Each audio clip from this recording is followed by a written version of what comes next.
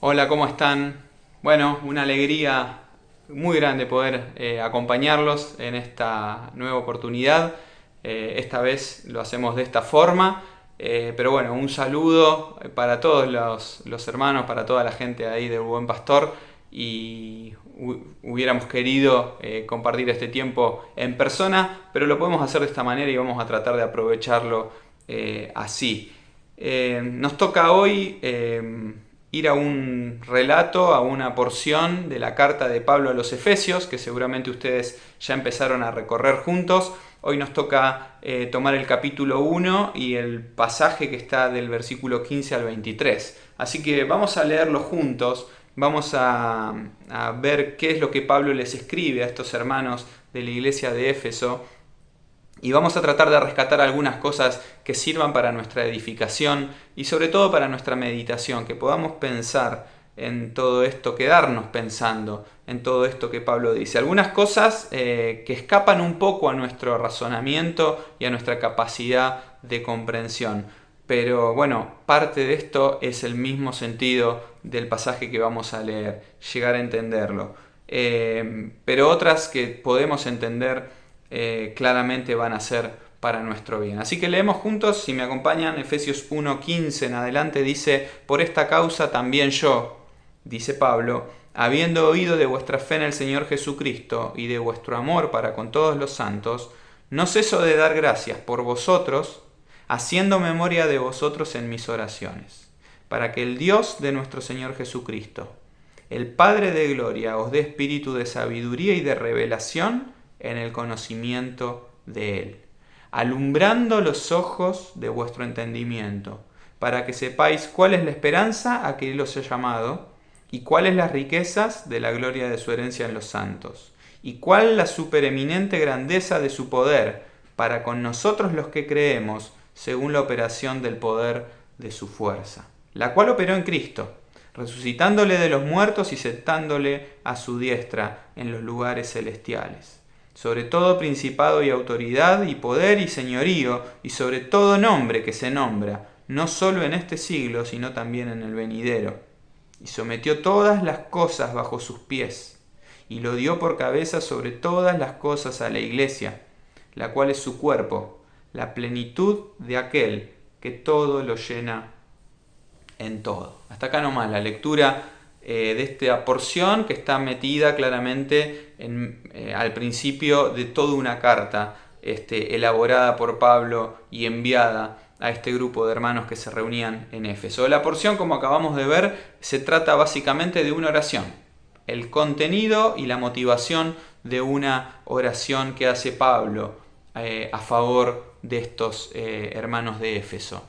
Las cartas de Pablo contienen varias oraciones de Pablo a Dios a favor de los hermanos en su carácter de intercesor, de orar, porque como dice en alguna de sus cartas, era una carga para ellos, para Pablo, perdón, la vida de ellos, de las iglesias que él conocía, y sin dudas no como instituciones, no como lugares de reunión, sino la vida de aquellos que habían conocido el Evangelio y eran del pueblo de Dios. Así que Pablo nos presenta acá su oración y básicamente dice dos cosas. Dice su motivo de gratitud y su motivo de petición. Hay un agradecimiento y una petición a Dios en esta carta, en esta porción, y vamos a tratar de recorrerlas y entenderlas. Primero dice por qué agradece, y el versículo 15 empieza diciendo por esta causa. Versículo 16, no ceso de dar gracias. Bueno, por esta causa es una conexión de lo que viene diciendo atrás. Seguramente ustedes ya lo vieron, pero en resumen, estos versículos anteriores habla de las bendiciones espirituales de los cristianos. Pablo les dice a los efesios las bendiciones que tienen en Dios. Y habla de bendiciones a través o de Dios el Padre, bendiciones por el Hijo y bendiciones por el Espíritu Santo. Todo un conjunto de bendiciones espirituales que disfrutaban, que podían disfrutar aquellos hermanos de Éfeso. Pero Pablo se suma a ese grupo que disfruta las bendiciones espirituales y claramente nosotros también nos sumamos a ese grupo. Así que toda esa gran cantidad de bendiciones espirituales del Padre, del Hijo y del Espíritu Santo por nosotros, a favor nuestro, motivan a Pablo a la gratitud. Y él, tal vez un primer llamado de atención, ¿no? Nosotros, ¿por qué agradecemos a Dios habitualmente? ¿Qué es lo que nos motiva a agradecer? Bueno, acá hay una cuestión espiritual profunda y elevada, que es lo que mueve a Pablo a través de su meditación en Dios, agradecer, dar gracias por estos hermanos. Pero no solamente dice eso, sino que lo que mueve su gratitud, aparte de ese por esta causa, dice que Pablo se agradece habiendo oído de vuestra fe en el Señor Jesús y de vuestro amor para con todos los santos. Y acá ya aparece no solamente aquel concepto elevado de las bendiciones espirituales, sino algo más concreto, más evidente, más tangible. Pablo escuchó, llegó a sus oídos acerca de la fe de estos hermanos.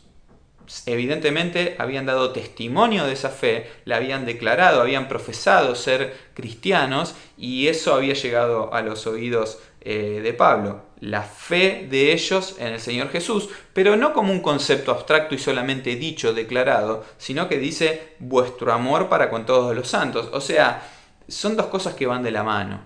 Una fe que es evidente en el amor hacia los hermanos, hacia la familia espiritual.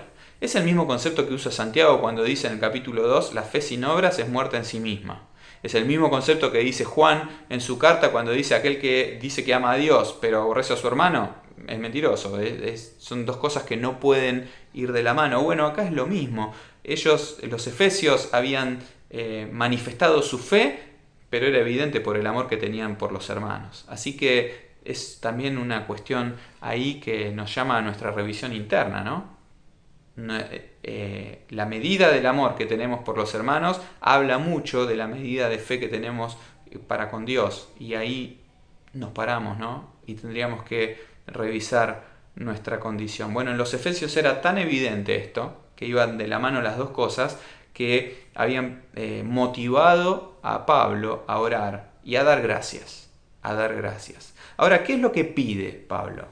Que es el resto del pasaje, básicamente. Del 17 en adelante, Pablo nos declara su pedido de oración. Básicamente los versículos 17 y 18 nos muestran que Pablo pide que ellos puedan entender la voluntad de Dios, que puedan, mejor aún, conocer a Dios. Que puedan conocer a Dios. Y lo dice en estos términos. Dice que el Dios de nuestro Señor Jesucristo, el Padre de Gloria, os dé espíritu de sabiduría y de revelación en el conocimiento de Él. Y complementa esto con el versículo 18 diciendo, alumbrando los ojos de vuestro entendimiento. En otra traducción al español se utiliza la expresión alumbrando los ojos de vuestro corazón. Los ojos de la fe, los ojos espirituales. Que si no son alumbrados, evidentemente, si no reciben la influencia de Dios, la capacidad dada por Dios, no pueden ver aquella realidad que necesitan ver. Así que Pablo ora a favor de estos hermanos, pidiendo a Dios que sea Él el que alumbre sus ojos, el que abra sus ojos del corazón, de su entendimiento espiritual. Que ellos logren conocer a Dios por el obrar de Dios en su interior, en sus mentes y en sus corazones. Y es interesante esto porque aparte de este concepto que Pablo muestra acá claramente, está el otro concepto que la Biblia nos presenta, donde se nos dice que somos nosotros los que tenemos que ir tras esa búsqueda. Ahora, son dos cosas que nuevamente van de la mano, que tienen que estar ambas presentes. El salmista decía, ¿se acuerdan? Una expresión de un salmista decía, en tu luz veremos la luz. Siendo consciente que era la luz de Dios la que iba a permitir ver la luz. O el otro salmista que dice, abre mis ojos y miraré las maravillas de tu ley. O sea, tenemos el deseo, tenemos la búsqueda, tenemos la motivación, pero somos conscientes que si Dios no abre nuestros ojos, no lo vamos a lograr comprender, no lo vamos a poder ver. Pablo era consciente de eso y por eso le pedía a Dios. Pero ambas cosas tienen que estar presentes. Dios le prometió, ¿se acuerdan a sus profetas? Les dijo, yo les voy a mostrar cosas grandes, profundas, ocultas, que ni se imaginan. ¿Pero a quién? Al que clama a mí. Clama a mí y yo te responderé. Dios nos invita a que tengamos esta búsqueda. ¿Por qué? Porque hay una realidad espiritual, otra dimensión, que no vamos a lograr comprender por nuestra predisposición o por nuestra capacidad intelectual, sino solamente por el obrar de Dios dentro nuestro. ¿En quiénes? En los que le buscan. La comunión íntima de Jehová es con los que le buscan. Ahora, ¿qué es lo que Pablo quería que ellos conocieran? Que le pide a Dios que les abra sus ojos para que ellos pudieran conocer. Básicamente son 3 cosas las que menciona Pablo. La primera, el versículo 18, para que sepan cuál es la esperanza a que Él los ha llamado. La segunda, cuáles las riquezas de la gloria de su herencia en los santos. La tercera, cuál la supereminente grandeza de su poder para con nosotros. En primer lugar, Pablo dice que Dios les ayude a ver y a entender la esperanza que tenemos. Vivimos tiempos de desesperanza total, ¿no? De personas que sucumben frente a un pensamiento o bajo un pensamiento totalmente negativo y pesimista y derrotista. De decir, bueno, esto es lo que nos toca y hasta acá llegamos y todo se termina acá. Y quien vive en esa condición es natural que se deprima, que no encuentre objetivo, que no encuentre propósito, que no tenga sentido la vida. Ahora, cuando entendemos esto, que hay una esperanza para el cristiano, que Dios ha puesto en nuestro corazón y que tenemos una realidad espiritual de esperanza, de que no todo se termina acá, sino que acá estamos de paso y que lo que nos espera es mucho mejor. Y que vamos hacia la gloria, hacia la verdadera promesa de Dios que se manifestará cuando Cristo nos venga a buscar. Así que esa esperanza que la vamos a poder entender y la vamos a poder disfrutar cuando Dios nos ilumine el entendimiento y mientras más profundicemos en su palabra y la busquemos, esa esperanza va a motivar nuestros corazones. Necesitamos aferrarnos de esa esperanza para poder seguir adelante en la carrera que estamos, en la carrera cristiana. Ahora, en segundo lugar, y muy asociado con el tema de la esperanza, Pablo dice, quiero que ustedes sepan, le pide a Dios que le alumbre su entendimiento para que entiendan cuáles son las riquezas de la gloria de su herencia en los santos. Las riquezas de la gloria, los recursos, las bendiciones, la enorme providencia de Dios. Todo lo que Dios tiene, todo lo que Dios dispone, el Dios dueño de todo, es aquel que pone a nuestra consideración, delante de nuestros ojos, puede mostrarnos esas riquezas.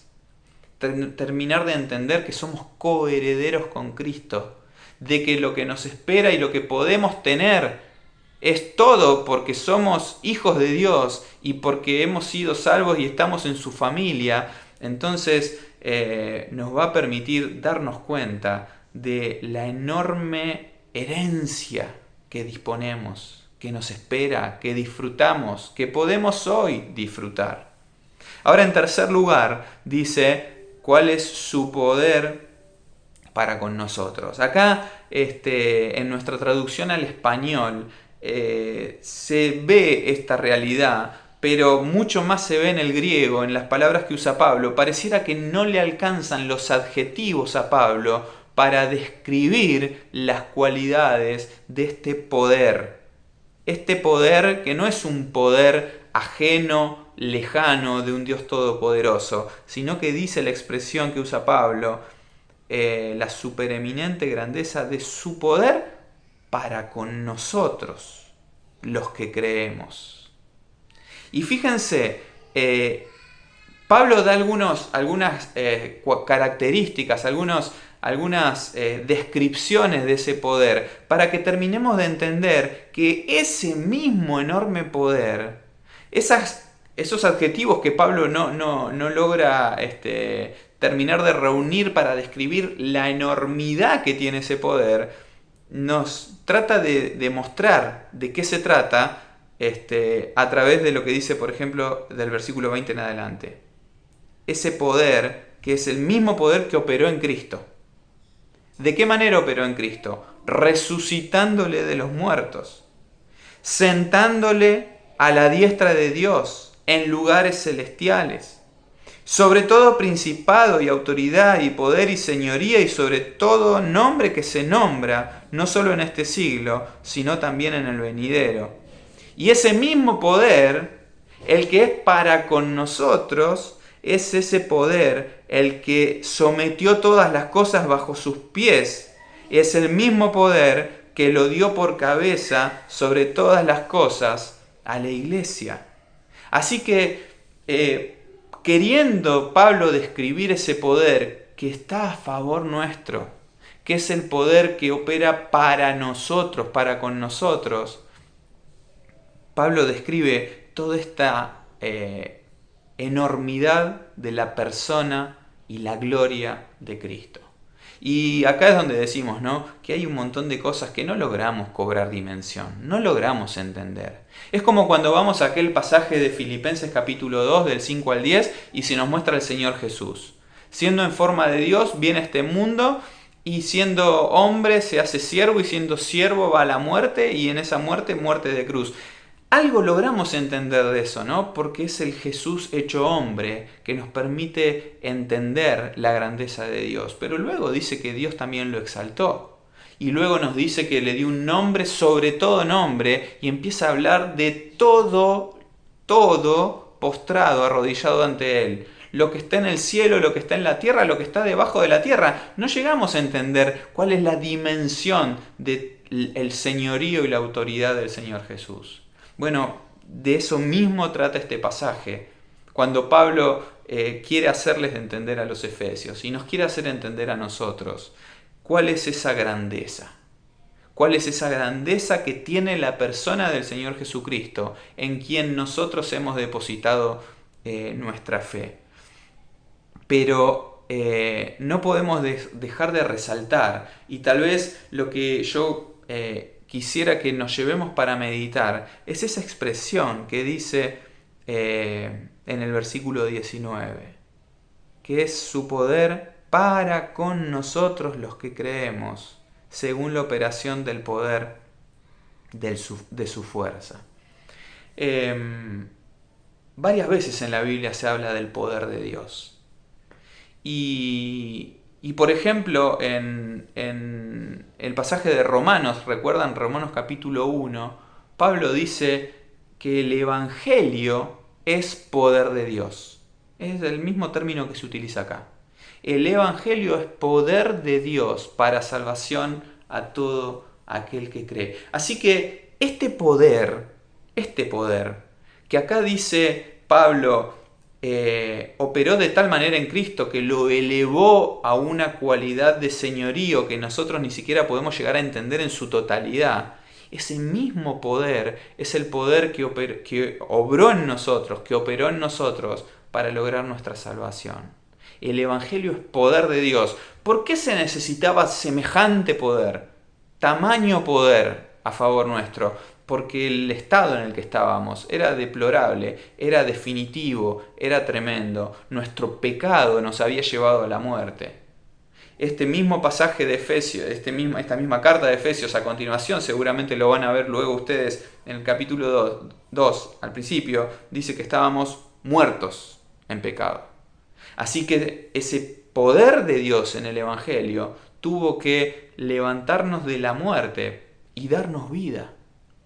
Ahora es notable también pensar que cuando Lucas en realidad escribe en el libro de Hechos las palabras del Señor Jesús, el Señor Jesús les dice a los suyos, ustedes me van a ser testigos.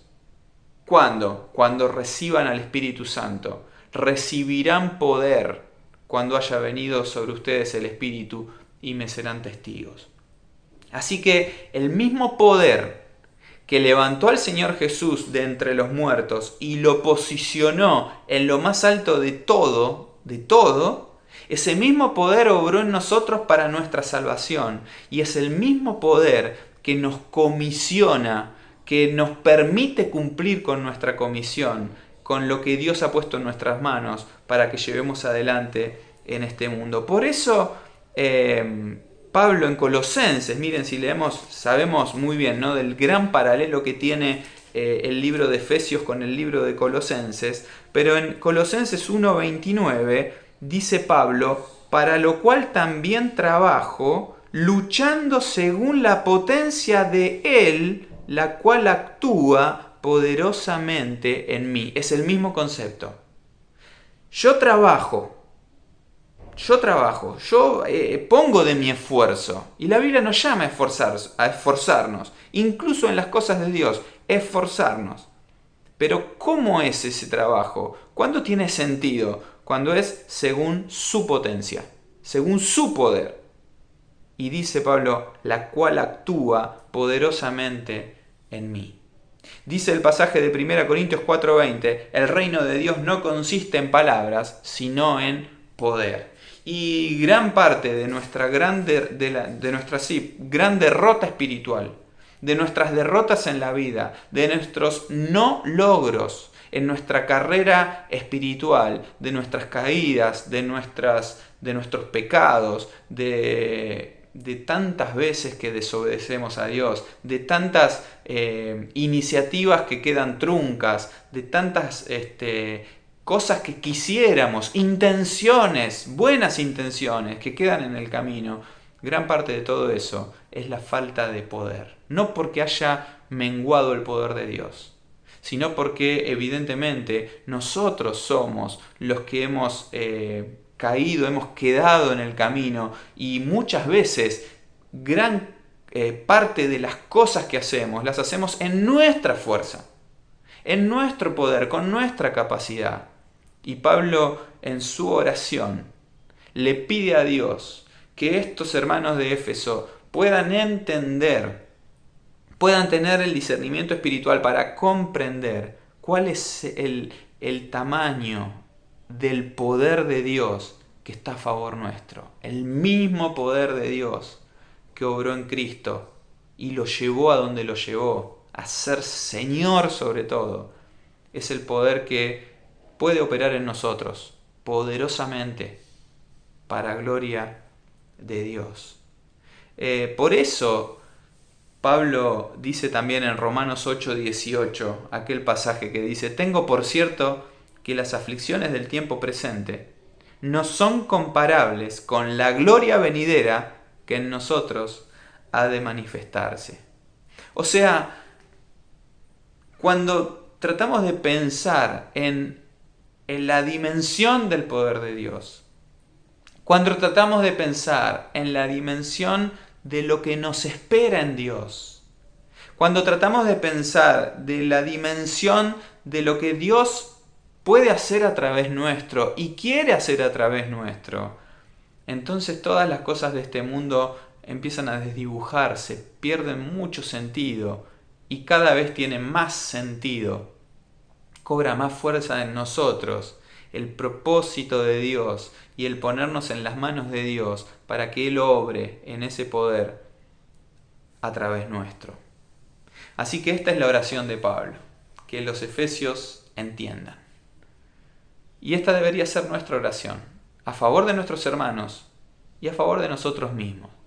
Que podamos entender, que Dios abra nuestros ojos para poder comprender la esperanza que tenemos, que va a ser nuestro motor, va a ser lo que nos impulse a seguir adelante, la esperanza que tenemos, las riquezas que disponemos, porque hay una herencia preparada y porque los recursos de Dios son nuestros, y el poder que Dios quiere obrar en nosotros y que se puede manifestar en nosotros cuando andamos en el Espíritu y Dios obra en nuestros corazones. Ojalá, hermanos, que podamos darnos cuenta de esta enorme dimensión espiritual, que solo la van a disfrutar aquellos que sus ojos son abiertos por Dios, que es el que obra esta iluminación. Pero Dios obra esa iluminación y abre los ojos de aquellos que claman a Él, que lo buscan de corazón y que tienen esta intención de que realmente sea Dios quien les muestre esta dimensión espiritual. El Señor los bendiga, nos ayude a poder vivir de esta manera, en esta dimensión. No en la de este mundo, no siguiendo la corriente de este mundo, sino realmente en la sintonía de Dios, entendiendo la dimensión que tiene la obra de Dios para con nosotros. Dios nos bendiga.